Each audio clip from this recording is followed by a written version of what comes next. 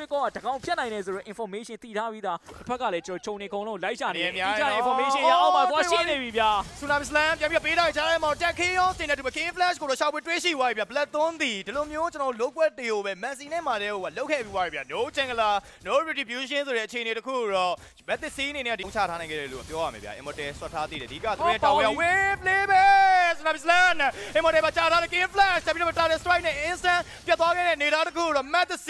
ရင်ဆိုင်နေရပြီဗျဒါပေမဲ့စက္ကန့်50သူတို့အတွက်လုံလောက်တဲ့အချိန်လေးတစ်ခုတော့ King Flash ဆွဲထားနိုင်ခဲ့တယ်လို့ပြောရမယ်ဗျ Messi ပြန်ထွက်လာမယ် time နဲ့ဆိုရင်ကျွန်တော်၄ယောက်ပဲကြံနေတော့မယ် Black Thorn ဘက်ကဒီချိန်သူတို့အတွက် Ambo အတွက်အကောင်းဆုံးခွင့်ရေးတစ်ခုပဲ 4 the fight နော်ရှောင်းရပြစ်တဲ့များတဲ့ချက်ကသူတို့တော်တော်ကိုင်းဝိုင်းသွင်းနဲ့တုံးကြောက်ကြသွားတဲ့အချိန် Long ဖြည်းဖြည်းနဲ့ပြန်ပြီးတော့တက်လာခဲ့ပြီတေချာ online mega ခွင့်ပြုပေးရတဲ့အချိန်ဒီမှာ Minion Wave 3 way လုံးနဲ့ပြန်ကာပြီးတော့ Mythic C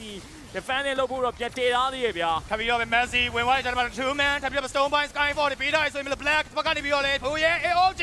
4 man လောက်ဒီကပြေးပြီးတော့ထိန်းထားသေးရဲ့ဗျာဒီကိုရသလောက်တော့ damage ပေးနေရဆိုရင်ရှောင်းရန်ပြေးကြည့်ထားလေတော်တော်လေးတော့ကောင်းတယ် low objective ကပြီးသွားခဲ့ပြီဗျာနောက်ကနေပြီး Elita Ida Swap Immortal ရှိနေရဆိုရင် Black ပြန်ပြီးတော့ Tsunami Slam ပေးထားကြမှာ Elita မရတော့ဘူးဗျာ Black Thorn Game number 3ကိုတော့တကယ်ပဲအနိုင်ပြန်ပြီးတော့ယူသွားခဲ့နေတယ် Reverse Switch ဆိုတဲ့ပုံစံတစ်ခုကိုဒီနေ့ပွဲစဉ်မှာတော့ Method C ကိုပြသနိုင်ခဲ့ပြီပဲဖြစ်ပါတယ် လမ်းတော့တောင်းမြေမှာကျွန်တော်မဖြစ်နိုင်ဘူးဆိုတော့လုံးဝမရှိခဲ့ဘူးဗျာအကုန်လုံးရဲ့ command ချက်တွေဖြောင်းပြက်လန်ခဲ့ပြီးတော့ပဲ Black Thorn နေနဲ့ဒီတစ်ခေါက် game number 3မှာတော့တို့နိုင်ပွဲကိုတော့ရောက်သွားနိုင်